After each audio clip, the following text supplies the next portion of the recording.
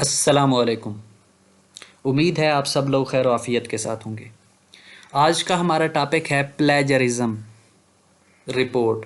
Plagiarism क्या है? Plagiarism ये है कि जो आपने काम किया है थीसिस के अंदर, जो भी आपने डेटा लिखा है वो कितना दूसरे लोगों से मिलता जुलता है, कितना आपने दूसरे लोगों का काम उठाया है, कितना आपने खुद का लिखा है।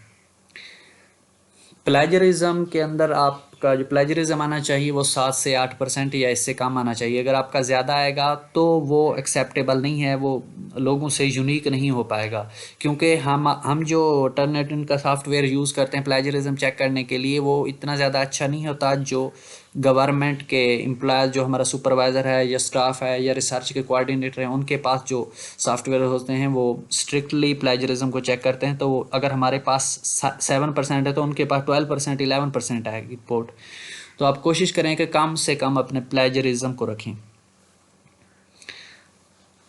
जब हम थीसिस लिखते हैं तो थीसिस के साथ 3-4 पेजेस अटैच करने होते हैं। जो प्लेजरिज्म की रिपोर्ट होती है उसमें बताया जाता है कि कितने % प्लेजरिज्म है, कितने % किस पेपर से, किस वेबसाइट से, कहाँ से उठाया गया है, नेट रिसोर्सेज कितने हैं, किस बुक से लिया गया, सारी डिटेल दी हुई होती है। कहाँ से आपने डेटा उठाया, कहाँ से आपने डेटा कॉपी करके यहाँ पे डाला हुआ है, या आपका डेटा कहाँ से मिलता जुलता है।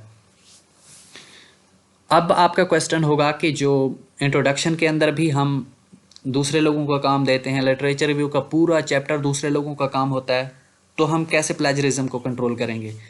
मैंने पहले भी थीसिस राइटिंग के दौरान आपको बताया था कि जब आप इंट्रोडक्शन के अंदर दूसरे लोगों का काम लिखें या लिटरेचर रिव्यू के अंदर दूसरे लोगों का काम लिखें, तो वहाँ पे काम उनका होगा, बातें उनकी होंगी, लेकिन आपके अल्फाज अपने होंगे। आपके उन चीज़ों का मकसद वही होगा जो उन्होंने कहा हुआ है, लेकिन वर्डिंग आपकी अपनी होगी। जब आपकी वर्डिंग अपनी होगी तो वो यूनिक कंटेंट तस्वर किया जाएगा, वो लोगों से मिलता जुलता काम नहीं होगा, वो यूनिक होगा। और वो यही चाहते हैं कि आप हर चीज़ अपनी वर्डिंग में लिखें। अगर आप थीसिस के दौरान कोई इमेजेस ऐड करते हैं, अगर वो दूसरे लोगों का काम है तो वहाँ पे कैप्शन दें, और उस कैप्शन के अंदर उनका जो है डिस्क्रिप्शन लिखें, उनके अंदर उनका रेफरेंस दें कि किसकी इमेज है, कहाँ से आपने ली है। अगर आप बग़ैर रेफरेंस के लिखेंगे तो वो आपकी अपनी तस्वीर बन जाएगी, तो ये प्राइवेसी पॉलिसी के अगेंस्ट है।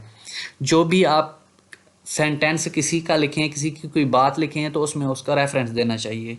अगर आप रेफरेंस नहीं देंगे तो फिर आप एक अच्छे राइटर नहीं कहलाएंगे। टर्निटिन का सॉफ्टवेयर है जिस पे ये रिपोर्ट निकाली जाती है। अगर आपके पास टर्निटिन का अकाउंट नहीं है तो आप परचेज़ कर लें। आप किसी से शेयर में मांग भी सकते हैं, किसी के पास हो आप उनसे कहें कि आप मुझे भी एक्सेस दे दें, या आप अपने डॉक्यूमेंट प्लेजरिज्म चेक करने के लिए उनको दें, वो आपको चेक करके रिपोर्ट आपको देंगे। लेकिन थीसिस और रिसर्च पेपर के अंदर ऐसे नहीं किया जाता कि आप अपना थीसिस का पूरा थीसिस किसी को उठा के दें।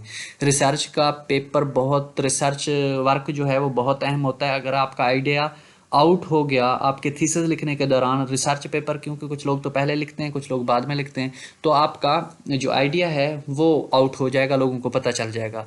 हाँ, अगर आप पेपर अपना रिसर्च पेपर इस टॉपिक पे पब्लिश कर चुके हैं तो फिर मेरा ख्याल है शेयर करने में कोई हर्ज नहीं है।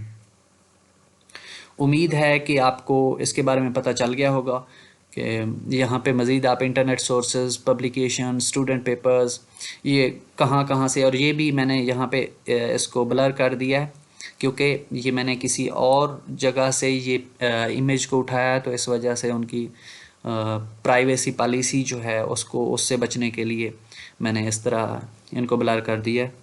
उम्मीद है ये सारी चीज़ें आपको क्लियर हो गई होंगी। यहाँ पे लिखा हुआ है कि किस इदारे का, किस वेबसाइट से और कहाँ से इतने % पेपर लिया गया, इतना ये लिया गया इस पेपर से, इतने इस बुक से लिया गया है, इस बारे में बताया गया है।